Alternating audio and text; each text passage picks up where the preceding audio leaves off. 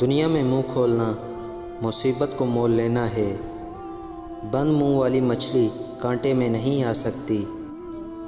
شیطان کا پہلا ہدف حیا ہوتی ہے۔ جب ایک بار بندہ بے حیا ہو جائے پھر اسے کوئی برائی لگتی ہی نہیں۔ زندگی کبھی کسی کو مفت میں کچھ نہیں سکھاتی۔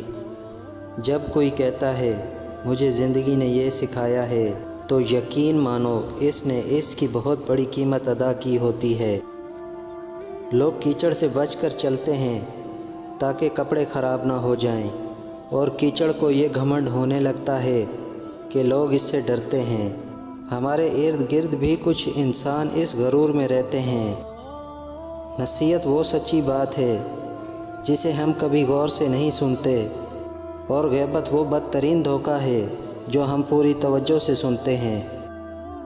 جس گھر میں پرندوں، جانوروں اور چونٹیوں کو رزق ملتا ہے اس گھر سے کبھی رزق ختم نہیں ہوتا۔